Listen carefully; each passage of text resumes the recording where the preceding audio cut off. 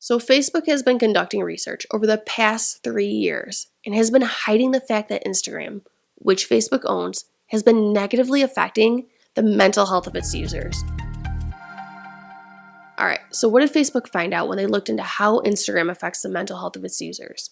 A slide in their own presentation states, teens blame Instagram for increases in the rates of anxiety and depression among teens. One of the study participants noted, the reason why our generation is so messed up and has higher anxiety and depression than our parents is because we have to deal with social media. Everyone feels like they have to be perfect. Facebook found that 1 in 5 teens said that Instagram made them feel worse about themselves. And this was especially true for those who were not satisfied with their lives or those who were already struggling with a mental health issue. What's worse is that among those teens who reported suicidal thoughts, 13% of British users and 6% of American users traced the desire to kill themselves to Instagram. This is mind-blowing. So have you heard of the concept of social contagion? It's basically when emotional states can be transferred from one person to another, and the National Academy of Science put out an article in 2014 that studied this effect. And this was a massive experiment that consisted of nearly 700,000 Facebook users. And what they found was that content in news feeds can have a social contagion effect on its users, basically meaning that emotional states can be transferred from one person to another through social media posts. They found that, quote, when positive experiences were reduced, people produced fewer positive posts and more negative posts. When negative expressions were reduced, the opposite pattern occurred. Basically, these results showed that emotions expressed by others on Facebook can influence our own emotions. This was one of the first studies showing how social networks can lead to social contagion on a massive scale. And this is huge because Facebook reported that over 1/3 of teens felt like they only have a little control or no control at all over how Instagram makes them feel. And that teens who are unsatisfied with their lives are more likely, I repeat, more likely to see content related to mental health on their platform. What's even more concerning is that many found that the content being funneled to them was negative. Teens reported that content about suicide and self-injury made them feel worse, followed by content about people feeling like they aren't good enough. Facebook noted in their slides that, quote, they're often left feeling not good enough, questioning their friendships and feeling alone. So tell me this, why would any social media platform be funneling content on suicide and self-injury to anyone, let alone teenagers? Facebook directly states and acknowledges that Instagram shapes daily lives and moods, and that teen sensitivity to content on Instagram creates a relationship between the platform and their daily state of mind. As one female user states, I've had to stop myself looking at Instagram in the morning because it has so much power to shape how I feel. So why is this such a big deal? Let me fill you in on some statistics. You already know that we're in the midst of a mental health crisis. The CDC released data in 2019 that showed that more than 1 in 3 high school students reported persistent feelings of sadness or hopelessness, and that around 1 in 5 students seriously considered suicide. We live in a society where more than 40% of Instagram users are 22 years old and younger, and where about 22 million teens log onto Instagram in the United States each day. So knowing that Facebook is making $100 billion in annual revenue off its platforms, and that young users are so vital to the company's growth and success, I want to pass this question off to you. Do social media platforms like Instagram play a role in the mental health crisis? I want you to really consider this question. Do social media platforms like Instagram play a role in the mental health crisis? We make body image issues worse for 1 in 3 teen girls. This is the title of one of Facebook's own slides from the hidden research it conducted on Instagram users. So out of all the areas of mental health that were investigated by Facebook, the impact that Instagram has on body image is the topic that was the most heavily researched and commented on. Facebook flat out says that Instagram contributes to body dissatisfaction, body dysmorphia, and eating disorders. And the phrase used to describe someone who experiences this on Instagram is, quote, an emotional spiral. One user reported, I keep looking at these images. I don't know.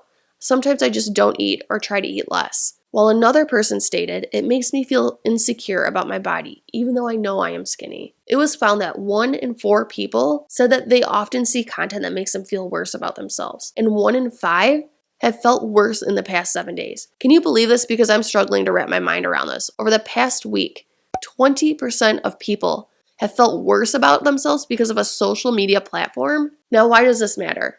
The main issue is that rates of disordered eating are on the rise.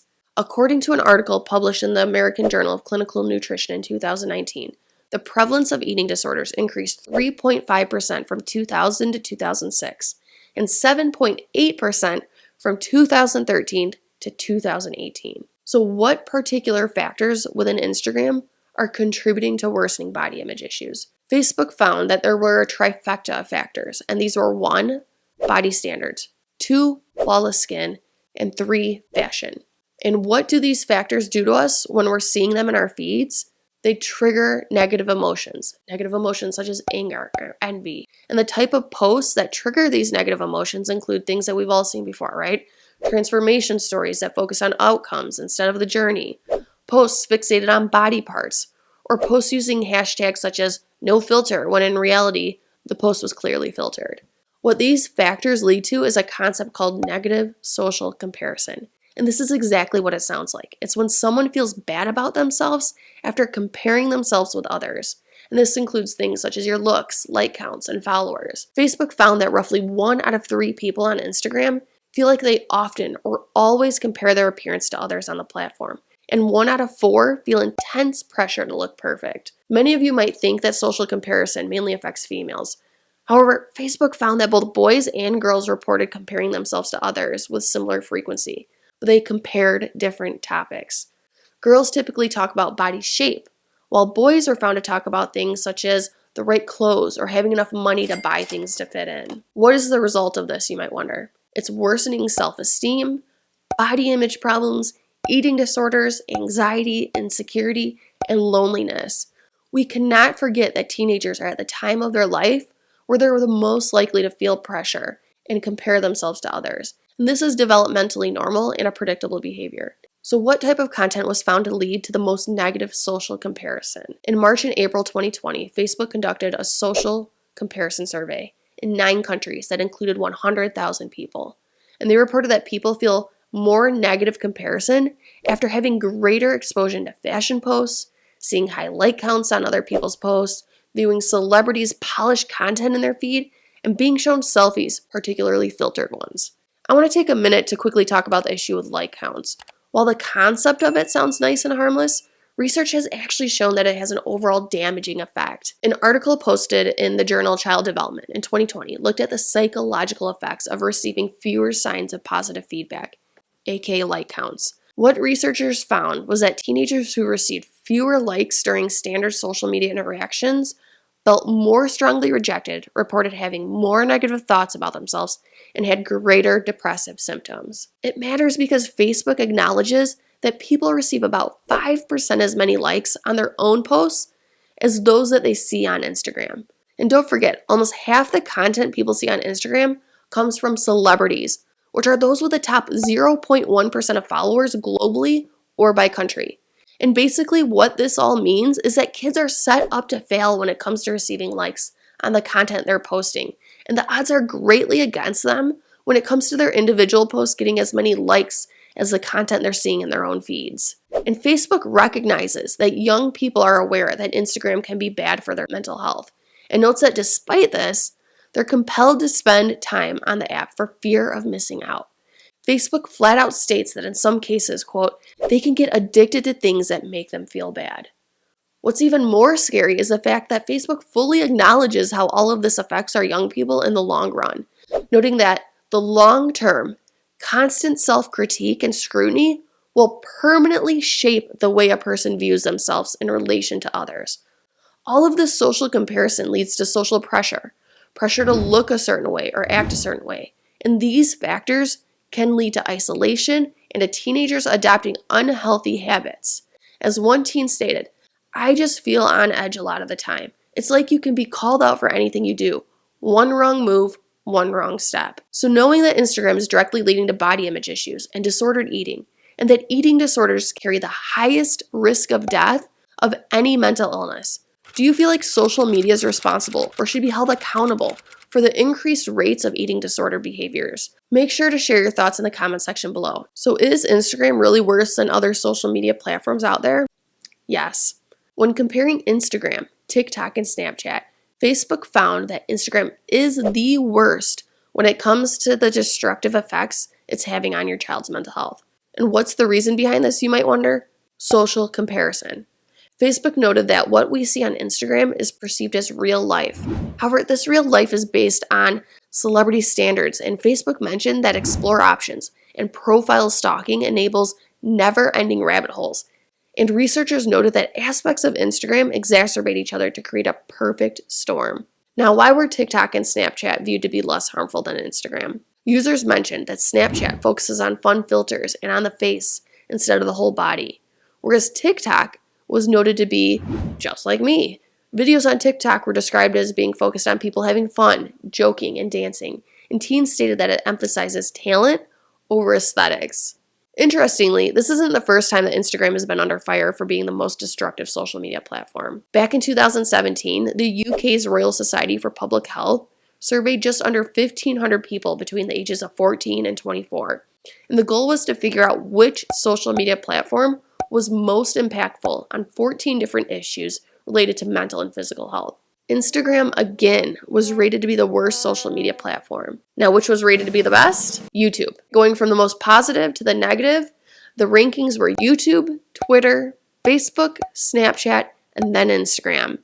YouTube was the only platform out of the 5 that was not associated with increases in depression or anxiety. Which social media platform do you find to be the most harmful? Drop your ideas in the comment section below. I'm going to give you 3 tips that you can start implementing today to ensure safe social media use in your household. You're going to want to stick around to the end of the video because I'm going to throw a statistic your way that will blow your mind. My first tip is to limit device time to less than 2 hours of leisure time per day. Why 2 hours? Because there have been multiple studies conducted that all show the same thing.